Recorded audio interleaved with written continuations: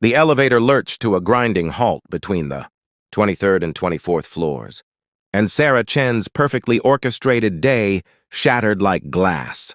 She was Vanguard Industries' youngest CEO, a woman who'd clawed her way from a cramped Brooklyn apartment to the executive suite through sheer willpower and 90-hour weeks. She didn't have time for mechanical failures. The board meeting started in 7 minutes, and the Henderson deal, worth $42 million, hung in the balance. Her fingers flew to her phone. No signal, of course. Great, she muttered, jabbing the emergency button with more force than necessary. That's when she noticed him. A man in his early 30s slouched in the corner, wearing a rumpled button-down with a small stain on the collar. His eyes were closed, head tilted back against the elevator wall.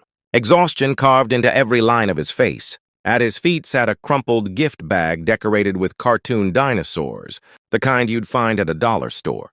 Sarah's irritation flared. She'd been alone in the elevator when it started moving.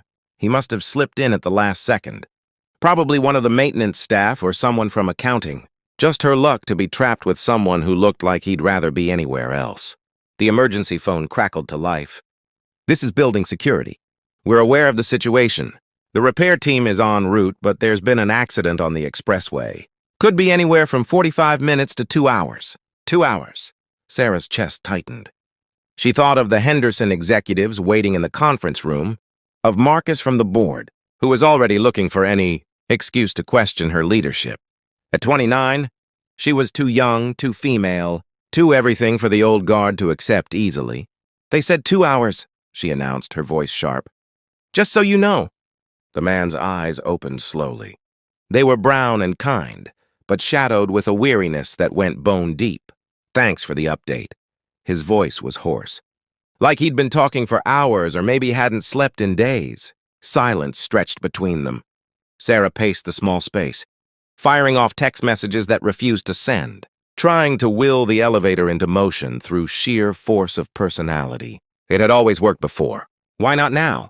You should probably save your battery, the man said quietly. In case we need it later. Sarah stopped mid-stride. I'm trying to salvage a multi-million dollar deal that's falling apart as we speak. Right. He didn't sound impressed or intimidated, just tired. I'm Jake, by the way. She didn't respond. Didn't ask his last name or what floor he worked on. Instead, she returned to her phone, refreshing her email repeatedly as if the signal might magically return. 10 minutes passed. Then 20. The elevator's air grew stale and warm. Sarah shed her blazer, careful to keep her silk blouse from wrinkling. She noticed Jake hadn't moved, hadn't complained, hadn't done anything except sit there with his eyes closed and his hand resting, protectively on that ridiculous dinosaur gift bag. Is that for your kid? The question escaped before she could stop it. Jake's eyes opened again, and this time something flickered there. Pain. Love, exhaustion, all tangled together. Yeah, my daughter Emma, she turned 6 today. Oh, Sarah felt an unexpected pang. And you're stuck here. Story of my life lately. He laughed, but there was no humor in it. I promised her I'd be at her birthday party at 4. It's at my ex-wife's place. Emma's been talking about it for weeks. She wants a dinosaur theme because she's decided she's going to be a paleontologist. His voice softened with pride. She's got her whole life planned out already.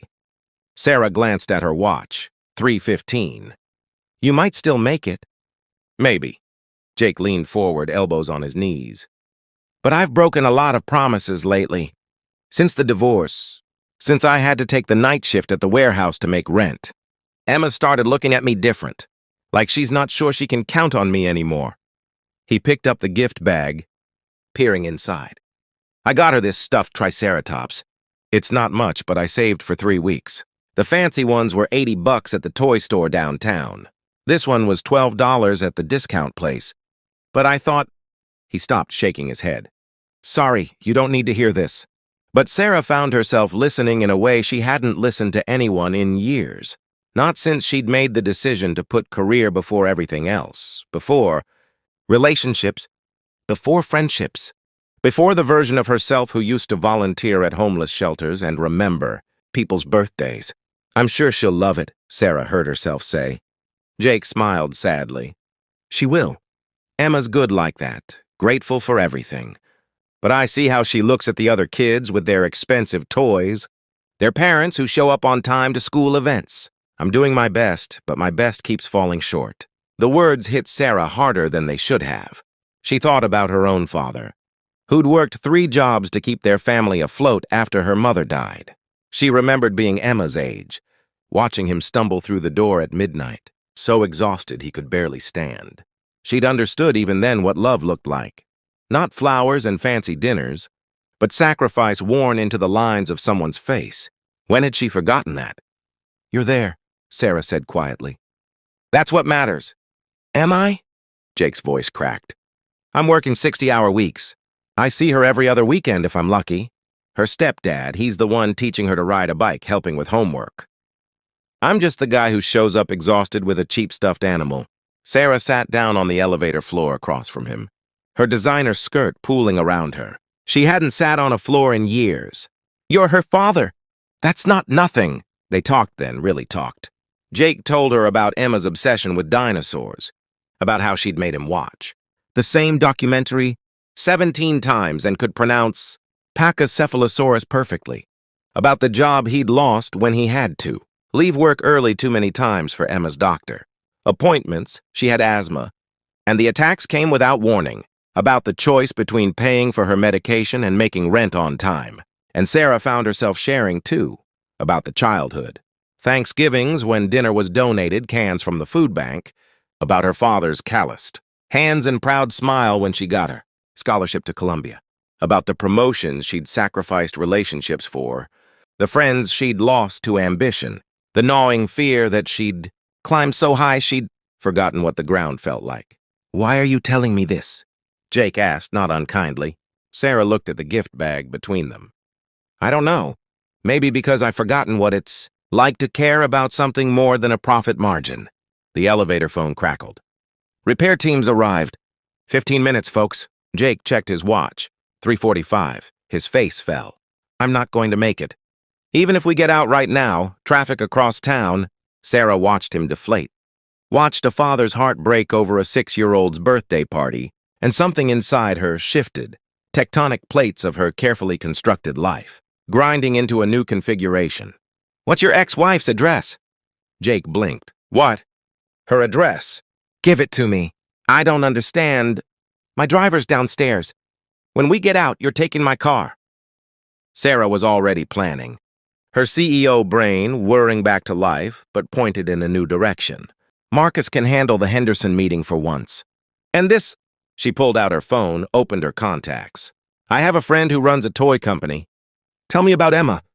For the next 12 minutes, while they waited for rescue, Jake described his daughter, her gap-toothed smile, her determination to save every earthworm she found on the sidewalk, her dream of discovering a new dinosaur species.